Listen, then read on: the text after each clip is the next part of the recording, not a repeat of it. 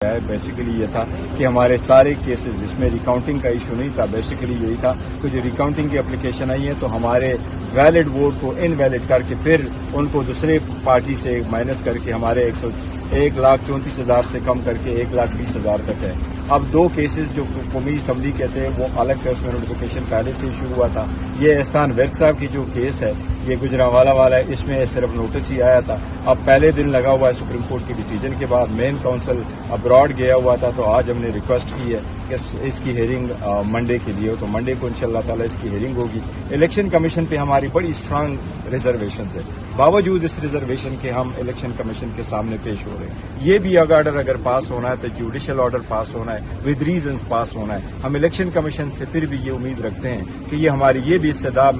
کریں گے کہ جس بندے نے کبھی درخواست پہلے دی نہیں تھی ان کو کوئی ایشو تھا نہیں، فارم 45 سارے وضع ہوئے تھے، اس پہ کسی کو آبجیکشن ہوا نہیں، ان کے ویلڈ انویلڈ ووٹ اس میں ریکارڈڈ ہے، فارم 47 پراپرلی ایشو ہوا تھا۔ اس کے بعد کون سی ایسی بات آ گئی ہے کہ آپ ان کو کہیں گے میری بیسیکلی یہ تھا کہ ہمارے سارے کیسز جس میں ریکاؤنٹنگ کا ایشو نہیں تھا، بیسیکلی یہی تھا کہ جو ریکاؤنٹنگ کی اپلیکیشن آئی ہے تو ہمارے ویلڈ ووٹ کو انویلڈ کر کے پھر ان کو دوسرے پارٹی سے مائنس کر کے ہمارے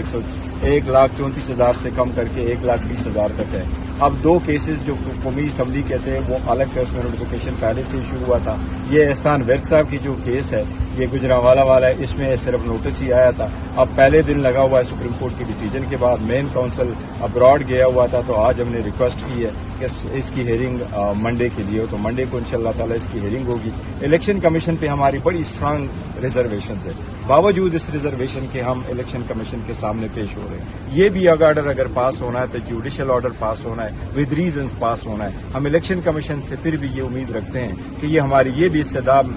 کریں گے کہ جس بندے نے کبھی درخواست پہلے دی نہیں تھی ان کو کوئی ایشو تھا نہیں، فارم 45 سارے وضع ہوئے تھے، اس پہ کسی کو آبجیکشن ہوا نہیں، ان کے ویلڈ انویلڈ ووٹ اس میں ریکارڈڈ ہے، فارم 47 پراپرلی ایشو ہوا تھا۔ اس کے بعد کون سی ایسی بات آ گئی ہے کہ آپ ان کو کہیں گے میں ریکاؤنٹ کرتا ہوں؟ پہلے کی آپ اس کی مثالیں اٹھا لیں، وہ ریکاؤنٹنگ ایسے کرتے ہیں کہ ہمارے ویلڈ ووٹ کو ریجیکٹ کر کے کہتا ہے آپ کے اتنے ووٹ کم نکلے اور دوسرے کے زیادہ نکلے۔ اچھا سر، پنجاب حکومت نے 500 یونٹ کے اوپر سبسڈی دینے کا اعلان کیا اور